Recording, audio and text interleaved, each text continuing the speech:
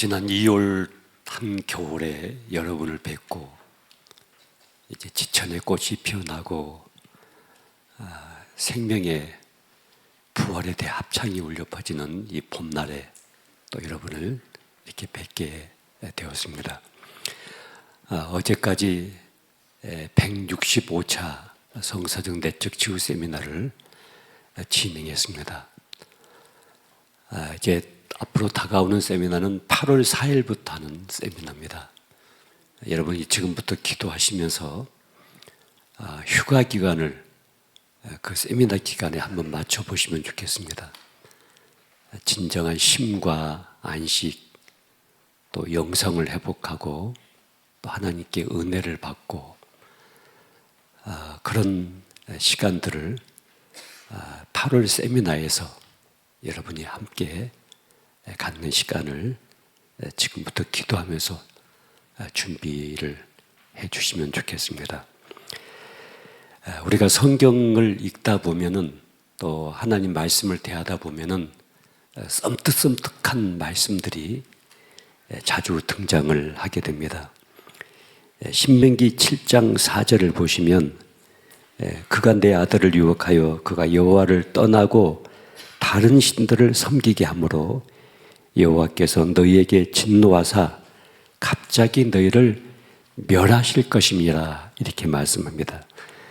또 신명기 28장 15절 이하를 보시면 내가 만일 내 하나님 여호와의 말씀을 순종하지 아니하여 내가 오늘 내게 명령하는 그의 모든 명령과 규례를 지켜 행하지 아니하면 이 모든 저주가 내게 임하며 내게 이를 것이니 16절에 내가 성읍에서도 저주를 받으며 들에서도 저주를 받을 것이요. 계속해서 하나님의 말씀 앞에 바르게 살지 아니하면은 저주를 받을 것이라는 말씀이 기록되고 있습니다. 출애굽기 20장 18절 이하를 보시면 무백성이 우레와 번개와 나팔 소리와 산의 연기를 분지라 그들이 볼 때에 떨며 멀리 서서 19절에 모세에게 이르되 당신이 우리에게 말씀하소서 우리가 들으리이다. 하나님이 우리에게 말씀하지 말게 하소서 우리가 죽을까 하나이다. 하나님이 직접 우리에게 나타나셔서 말씀하시면 우리가 너무 두렵고 죽음을 면하지 못할 것만 같습니다 하면서 떠는 모습을 보게 됩니다. 하나님이 율법을 주실 때 하나님의 백성들에게 말씀하실 때 두려워하게 하면서 이 말씀을 주셨다는 것을 보게 됩니다. 왜 하나님이 두려워하게 하면서 율법을 주시고 말씀을 하시는가? 일반적으로 교회를 나오고 신앙생활하는 많은 성도들 안에 두려움을 가지고 있습니다.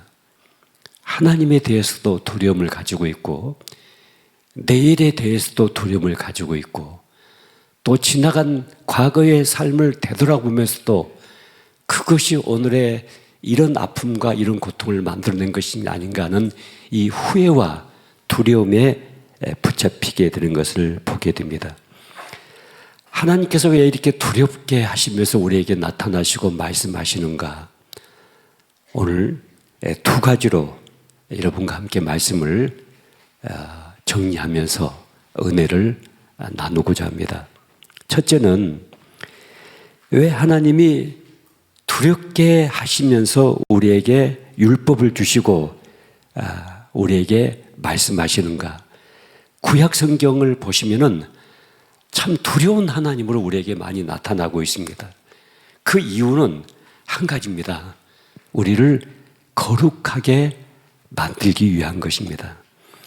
우리가 하나님을 모시기 위해서는 우리가 거룩해져야 된다고 하는 것입니다. 왜냐하면 하나님이 거룩하신 분이시기 때문입니다.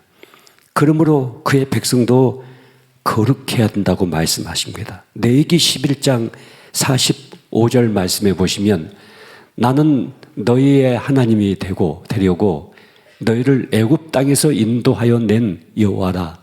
내가 거룩하니 너희도 거룩하라고 말씀하고 있습니다. 우리가 거룩하기 위해서는 다른 어떤 것보다도 먼저 우리가 범죄하지 않아야 됩니다. 죄를 범하지 않아야 됩니다. 이 죄를 범하지 않는다고 하는 것은 이해와 실력의 문제가 아닙니다. 첫째로 무서워해야 됩니다. 두려움을 가지고 있어야 됩니다. 여러분, 우리가 어렸을 때 아버지가 무섭고 엄마가 무서워서 못했던 것 참 많이 있습니다. 거짓말도 그렇고 학교 가고 싶지 않는 것도 그렇고 공부하고 싶지 않는 것도 그렇습니다. 영화를 보러 다니는 것도 그렇고 이성 친구를 만나는 것도 아버지가 무섭고 어머니가 두려워서 함부로 하지 못했던 것이 많이 있습니다. 우리 내부에서는 끊임없이 꿈틀거리는 죄의 유혹이 있습니다. 나를 자꾸 그 길로 움직이게 하는데 아버지가 무섭고 어머니가 무서워서 하지 못했던 죄악들이 참 많이 있습니다. 저희 가족들은 저와 함께 물가에 가는 것을 굉장히 두려워합니다. 왜 그러냐면은 자기들이 빠지면 내가 건져주지 못한다는 것을 알고 있기 때문에 그렇습니다. 왜냐하면 내가 수영을 못하기 때문에 그렇습니다. 저는 수영을 못합니다. 왜 그렇게 됐냐면 어렸을 때 저희 동네에 방죽이 하나가 있었습니다. 그 방죽에 많은 친구들이 가서 수영을 하고 놀았습니다. 멱을 감고 놀았습니다. 그러다가 어떤 친구 하나가 물에 빠져 죽었습니다. 그 사건이 있고 난 다음에 어머니가 큰 배를 하나 딱 갖다 놓고 형하고 나를 딱 앉혀놓고 얘기를 했습니다. 한 번만 더 가서 멱을 감으면 수영을 하면은 내가 가만히 안 둔다. 그러면서 어머니가 저희 두 아들을 앉혀놓고 혼을 냈습니다. 저는 엄마가 무서워가지고 다시는 방죽에 못 갔습니다. 그런데 우리 형은 모르게 살짝 가가지고 수영을 잘합니다. 저는 수영을 못합니다. 여러분, 부모가 무섭기 때문에 무서워가지고 우리가 못했던 참 몹쓸 짓들이 참 많이 있습니다. 종종 조금은 학식이 있다고 하는 불신자들이 교묘하게 이런 말을 합니다. 아니, 지옥이 무서워서 예수를 믿다니, 지옥이 무서워서 교회를 다니다니 비겁하지 않느냐, 이렇게 말하는 사람도 있습니다. 그렇지 않습니다. 일단 지옥이 무서워야 됩니다. 지옥을 묘사하는 모든 낱말들은 다 우리에게 두려움을 갖게 만듭니다. 무서워 벌벌 떨게 만듭니다. 여러분, 지옥이 존재해야만이 천국이 성립이 될 수가 있습니다. 지옥이 없는 천국은 존재하지가 않습니다. 하나님 앞에 거룩하고 참된 신앙은 먼저 하나님이 싫어하시는 것을 우리도 두려워하는 마음이 있어야 됩니다. 하나님이 무엇을 좋아하시고 무엇을 싫어하시는가를 우리가 바르게 알 때 이것이 신앙의 지혜입니다. 여러분, 하나님이 좋아하시는 것이 무엇인지를 생각해 보시길 바랍니다.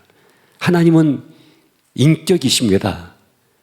하나님은 거룩하신 분이십니다. 그렇기 때문에 하나님이 좋아하시는 모든 것은 윤리적으로 도덕적으로 아주 고급한 그런 내용들을 담고 있습니다. 성경에서 도둑질하지 마라 그렇게 말씀하시는 것은 도둑질이 나쁘기 때문이 아니라 1차적으로 하나님이 싫어하시는 것입니다. 여러분, 십계명 모든 내용들이 다 그렇습니다. 도둑질은 내용상으로도 나쁜 것입니다만은 그러나 하나님이 싫어하시기 때문에 우리가 안 해야 되는 것입니다. 그래서 도둑질을 하면은 하나님의 명령에 불순종한, 불복종한 죄에 걸리게 되는 것입니다. 거짓말도 그렇고 살인도 그렇고 불효도 그렇습니다. 이것이 윤리적이고 도덕적이기 때문에 거짓말도 안 하고 살인도 안 하고 불효도 안 하는 것, 그런 차원이 아니라 하나님이 싫어하시기 때문에, 하나님이 원하시지 않기 때문에 우리가 이것을 안 하는 것입니다. 이것을 보고 신앙이라고 말합니다. 하나님을 빼버리고 윤리와 도덕적으로만 나가는 것은 기독교의 신앙이 아니고 그 사람의 도덕 수준이고 윤리 수준입니다. 성경에서 우리에게 가르치려고 하는 것, 절대 기준은 하나님께서 원하시는 것, 하나님께서 싫어하시는 것, 이것을 우리의 인생의 기준으로 삼고 신앙의 기준으로 삼고 생활의 기준으로 삼고 살아가는 것을 우리에게 계속해서 요구하고 있습니다. 교회를 나오지 않는 사람들도 선하게 사는 사람들 많이 있습니다. 착하게 사는 사람들 많이 있습니다. 그러나 그것을 우리는 신앙이라고 하지 않습니다. 그건 거룩하게 죄를 짓는 것이고 선하게 죄를 짓고 있는 것입니다. 우리의 신앙은 하나님께서 싫어하시는 것을 나도 싫어하고 하나님께서 좋아하시는 것을 나도 좋아하는 그 신앙의 성숙의 단계로 우리가 나가야 되는 것입니다. 신명기 30장 15절 이하를 보시면 보라 내가 오늘날 생명과 복과 사망과 화를 내 앞에 두었나니 곧 내가 오늘날 너를 명하여 내 하나님 여호와를 사랑하고 그 길을 행하며 그 명령과 규례와 법도를 지키라. 그리하면 내가 생존하며 번성할 것이라고 말씀하십니다. 내게 복을 주신다고 약속하십니다.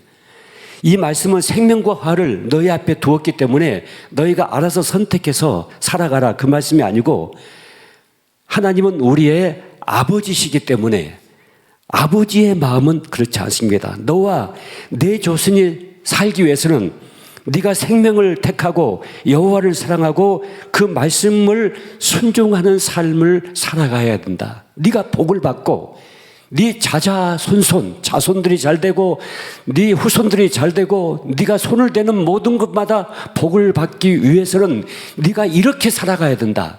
이것을 하나님은 소리를 질러가면서 눈을 크게 부릅뜨면서 하나님은 우리에게 외치고 있습니다.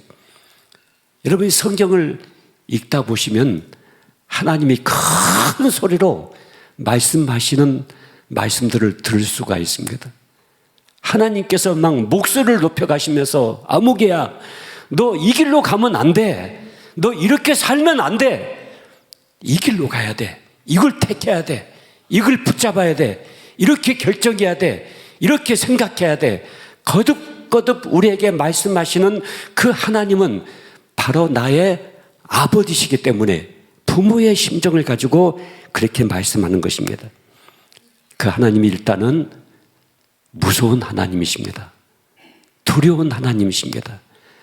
여러분 우리 자녀들이 엄마 나 공부하는 것이 너무 재밌어. 나 학교 가는 건 너무 좋아. 너무 신나. 여러분 이렇게 말하는 자식이 어디가 있습니까? 우리 엄마 완전히 마귀 할멈이야. 우리 엄마 고집 왕고집이야. 나 엄마 없는 세상에서 한번 살아봤으면 좋겠어. 우리 엄마 무서워서 나 절대 그 집 못해. 거기 못 가. 나 우리 엄마 무서워가지고 나는 오늘 학원 가야 되고 나는 학교 가야 되고 엄마 무서워서 난 늦잠도 못 자. 여러분 이렇게 자식에 대하만이 그 엄마가 합격점이지 그러지 못하는 엄마들은 다 불합격이에요. 어떻게 하든지 내 자식을 살려내고 내 자식을 잘되게 해보고 내 자식을 그 수준까지 끌어올리기 위해서 부모는 할 수 있는 모든 것을 다 동원하잖아요. 때로는 매를 들기도 하고요. 때로는 상급을 내걸기도 하고요. 이 모든 방법을 다 내걸어서 내 자식을 그 수준까지 끌어올리고자 하는 것입니다. 사람은 본성적으로 옳은 일에 대해서 호의적이지 않습니다. 본성적으로 괜찮은 일에 대해서 선한 일에 대해서 착한 일에 대해서 소원이 별로 없습니다.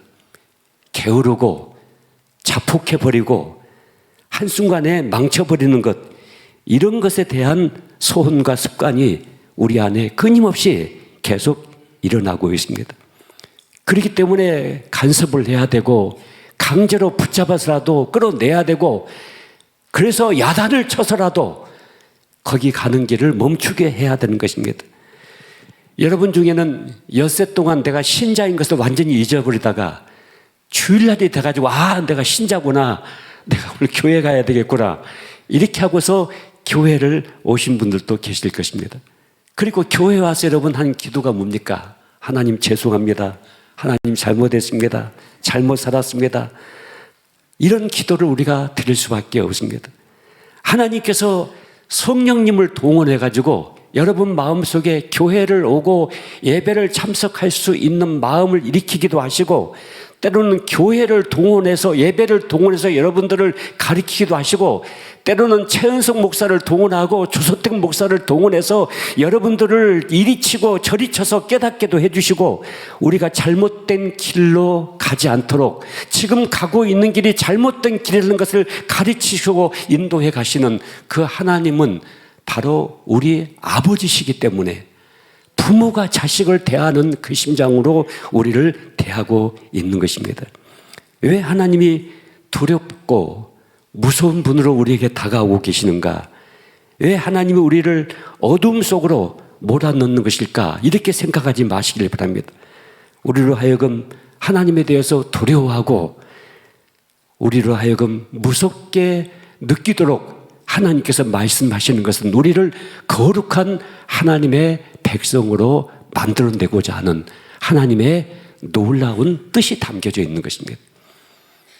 여러분, 자식들이 부모의 그 속마음을 알 때 이제 철이 든다, 그렇게 얘기합니다. 철이 든다. 여러분 다 철 드셨습니까?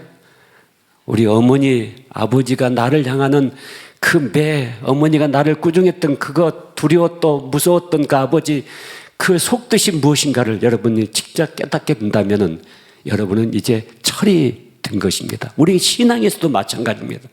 하나님을 무조건 무서운 분이다, 두려운 분이다, 내가 지옥 가고 싶지 않기 때문에, 내가 저주받고 싶지 않기 때문에, 내가 벌받고 싶지 않기 때문에 내가 교회 가고 신앙생활하고 이런 차원이 아니라 그 하나님 아버지가 나의 아버지시고 정말 나를 잘 되기를 원하시는 사랑의 하나님의 사실을 우리가 깊이 인식하게 될 때 우리는 성큼성큼 더 믿음 안에서 성장하는 삶을 살게 될 것입니다. 두 번째로, 그래서 오늘 성경 본문은 뭐라고 결론 짓냐면요, 여러분 오늘 요한일서 4장 16절 말씀을 보세요.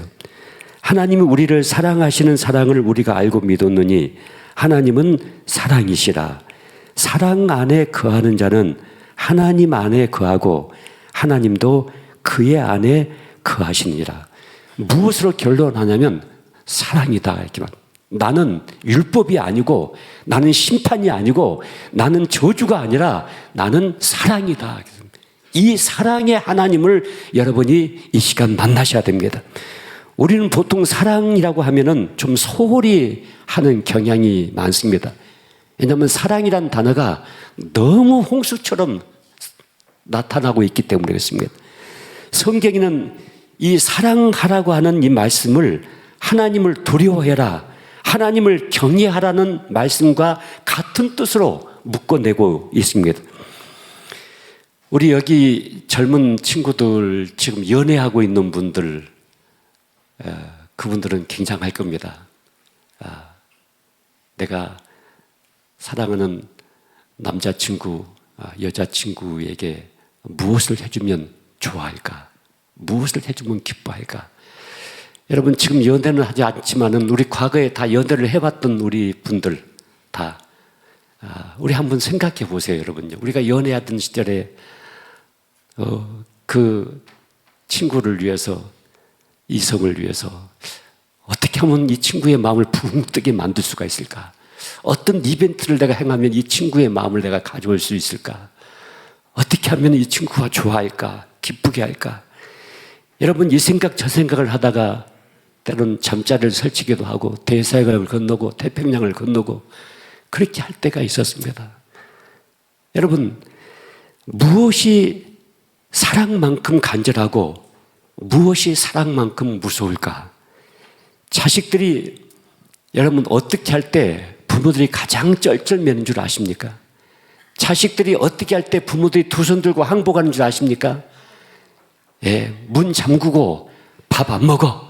그럴 때입니다, 여러분. 자기가 잘못해가지고 자기가 야단 맞을 짓을 해놓고도 부모가 야단을 치면 문 닫고 꽝 들어가가지고 문 딱 잠가버리고 나 밥 안 먹어. 나 밥 안 먹어. 그러면은 자기가 잘못했는데 부모가 그 문 앞에서 제발 좀 문 좀 열어라. 제발 좀 밥 좀 먹고 잘못을 하더라도 밥 좀 먹고 해라고 부모는 두 손 들고 항복해 버린다고요. 이게 여러분 부모의 심정이에요. 이게 아버지의 심정이에요. 왜냐하면 사랑하기 때문에 그렇습니다. 엄마가 뿔이 나가지고 집을 나가도 자식들은 잘 살아요, 보면. 그런데 자식들이 집을 나가면 엄마 아빠는 잠을 못 자요. 밥을 먹을 수가 없어요. 부모와 자식의 사랑을 비교를 해보면 참 비교가 안 되는 것 같습니다. 오늘 본문 19절 말씀 보면 이런 말씀이 있어요. 우리가 사랑하면 그가 먼저 우리를 사랑하셨다, 이렇게 말씀합니다. 그가 먼저 우리를 사랑하셨다. 여러분, 신구약 성경을 단 두 마디로 딱 요약해 놓은 말씀이 있어요. 이것이 온 율법이고 선지자의 전체 메시지다. 성경에서 말씀하고 있는 말씀을 딱 두 마디로, 그러니까 성경 전체를 몰라도 이 말씀 두 마디만 딱 알고 있으면 성경 전체를 알고 있는 것과 같은 말씀이 있어요. 그 마태복음 22장 37절, 38절 말씀 한번 볼까요? 같이 읽겠습니다. 예수께서 이르시되 내 마음을 다하고 목숨을 다하고 뜻을 다하여 주 너희 하나님을 사랑하라 하셨으니 이것이 크고 첫째 되는 계명이요 둘째도 그 다음 절 둘째도 그와 같으니 내 자신을 같이 사랑하라 하셨으니. 예, 여러분, 첫째와 둘째 이 말씀이 온 율법의 선지자의 대강령이다, 이렇게 말씀합니다. 하나님을 사랑하고 그 사랑을 가지고 내 이웃을 내 몸과 같이 사랑하라. 이 두 말씀이 온 율법이요 온 선지자의 강령이라고 성경은 말씀하고 있습니다. 여러분, 우리가 마음을 다하고 목숨을 다해서 하나님을 사랑한다는 것이 무슨 말이냐면은 한마디로 얘기한다면 하나님 눈에 드는 삶을 사는 것입니다. 하나님 마음에 합당한 삶을 살아가는 것이, 그게 바로 하나님을 사랑하는 것입니다. 나는 하나님 눈밖에 난다거나 하나님께 버림을 받아서는 안 된다는 그런 간절함으로, 그런 두려움으로 하나님을 사랑해 가는 것입니다. 사랑은 아무리 해도 흡족하지 않습니다.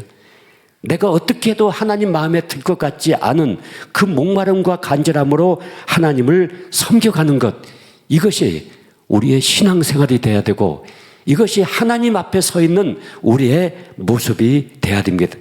그렇기 때문에 성도들의 신앙은 이제 두려움을 뛰어넘어서, 두려움을 지나서 내 전체를 쏟아붓는 사랑으로, 나의 삶으로 나타나는 것입니다. 벌 받지 않기 위해서, 매맞지 않기 위해서 살아가는 것은 아주 유치한 것입니다. 요한일서 오늘 4장 18절 말씀 속에 이런 말씀합니다. 사랑 안에는 두려움이 없고 온전한 사랑이 두려움을 내쫓나니 두려움에는 형벌이 있습니다.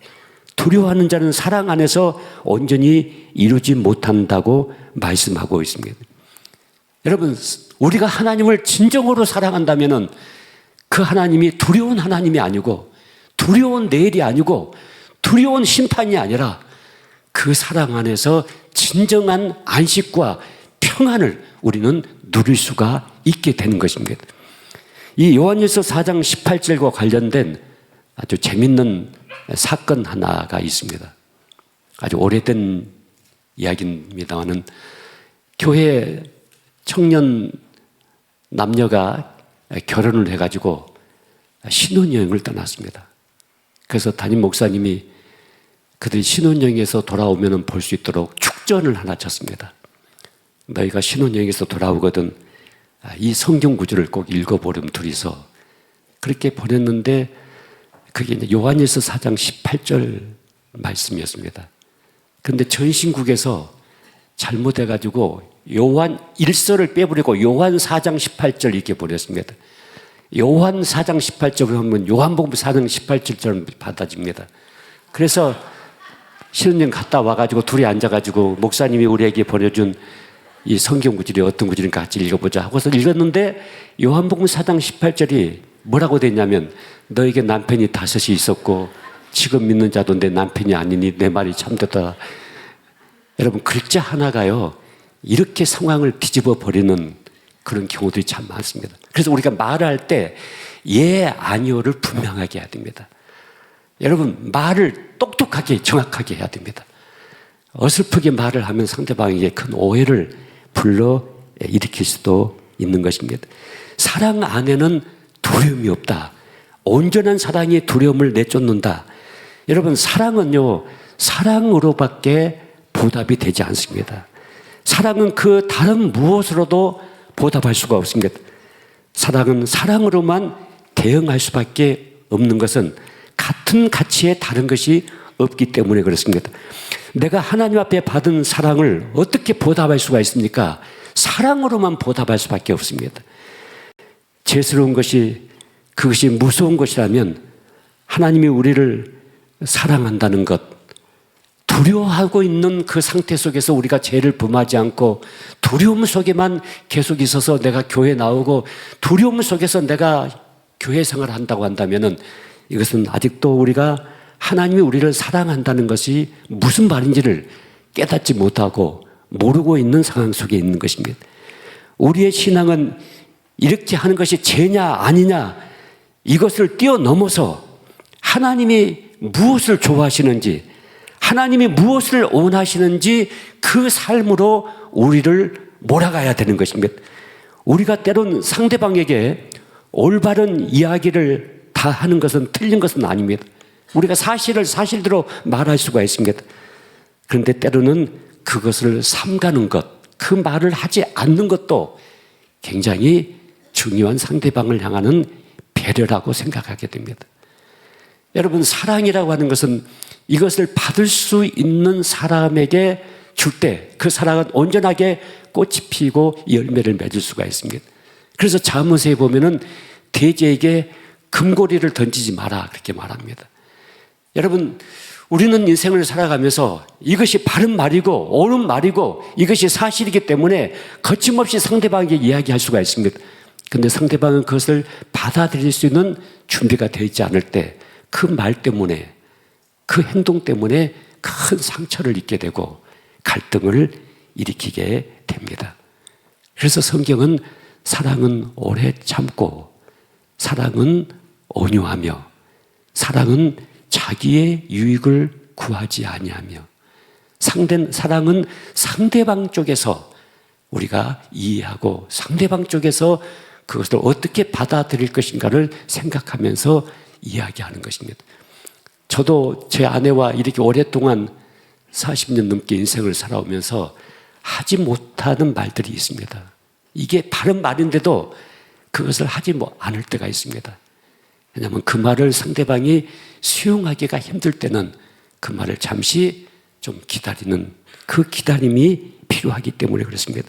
하나님께서 우리에게 독생자 예수 그리스도를 십자가에 못 박으신 것은 우리에게 무슨 빚을 졌기 때문에 그렇게 한 것은 아닙니다.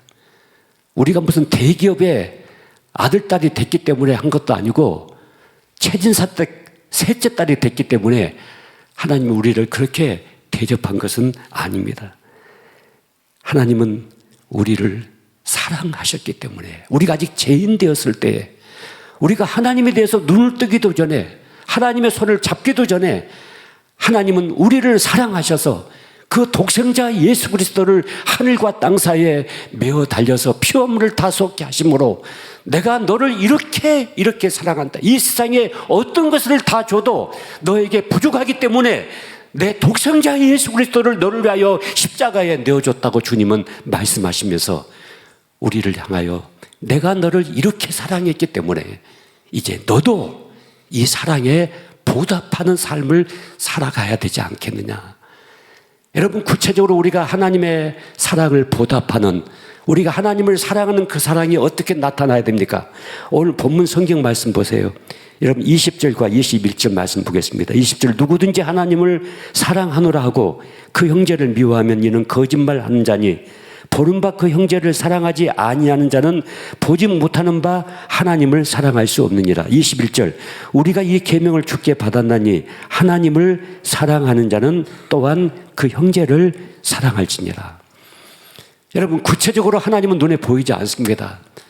그런데 그 보이지 않는 그 하나님을 우리가 사랑하는 구체적인 삶의 내용이 어떻게 나타나야 되냐면 내 곁에 있는 내 가족들, 그리고 늘 만나는 우리 성도들,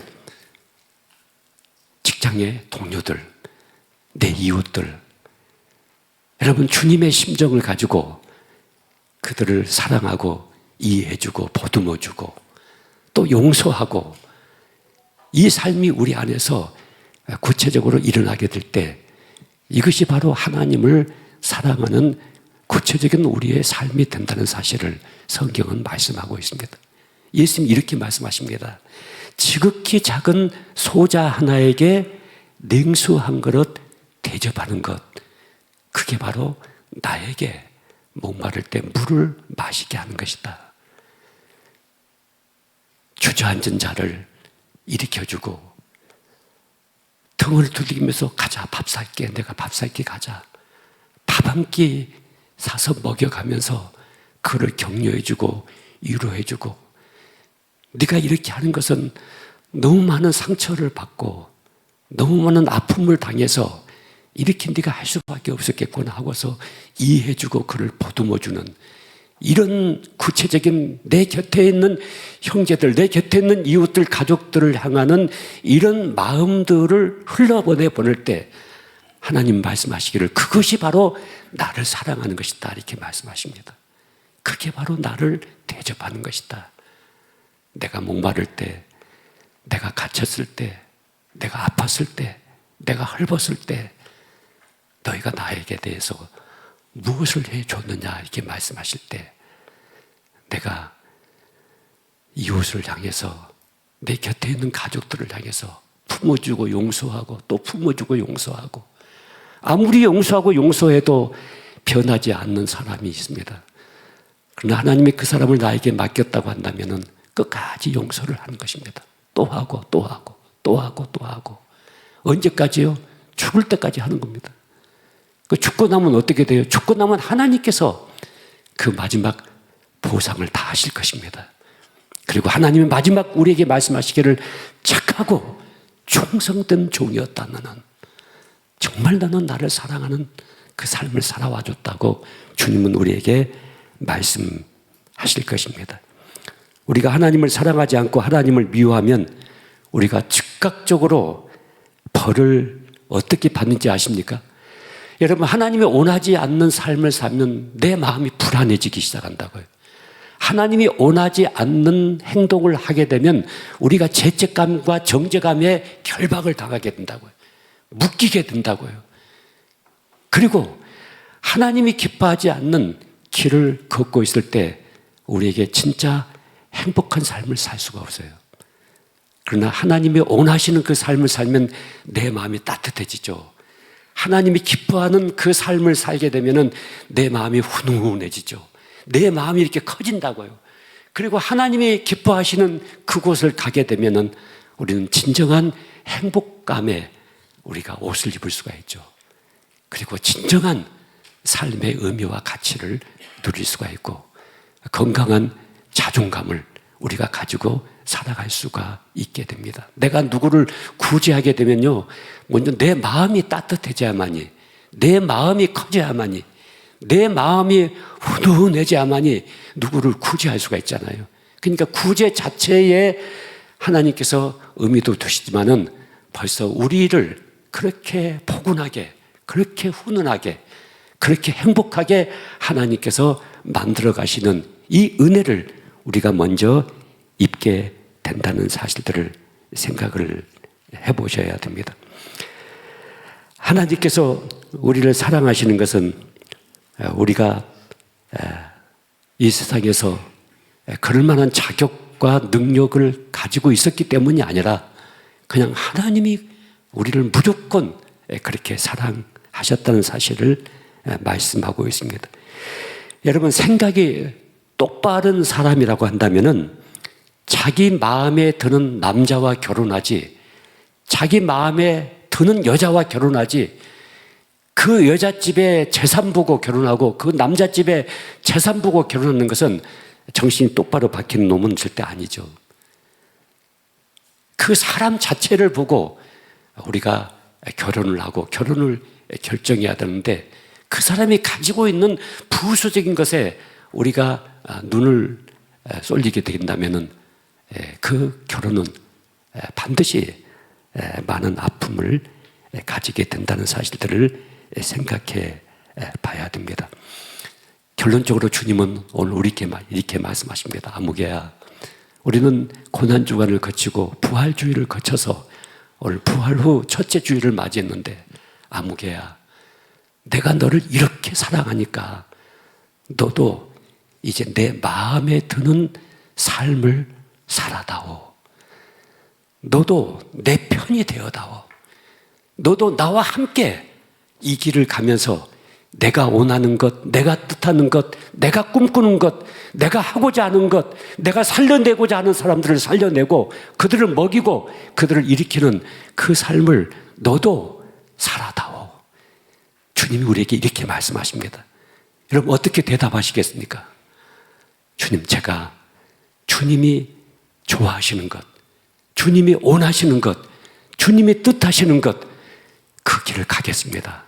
그 삶을 선택하겠습니다. 그리고 그 신앙생활을 하겠습니다. 이렇게 여러분 마음속에 주님 앞에 결단하고 헌신한다면 오늘 주님께서 여러분 한 분 한 분을 꼭 끌어안아 주시면서 너는 내 아들이다. 너는 내 딸이다. 내가 너를 도와줄 것이다. 참모도 너를 의롭게 할 것이다. 네가 손대는 모든 것마다 내가 복의 복을 더할 것이라고 주님은 약속하십니다. 여러분 모두가 두려움이 아니라 두려움을 지나서 진정한 사랑으로 하나님을 대하시고 그 사랑을 구체적으로 내 삶 속에서 살아내는 복된 하나님의 자녀들이 되시기를 주의 이름으로 축원합니다.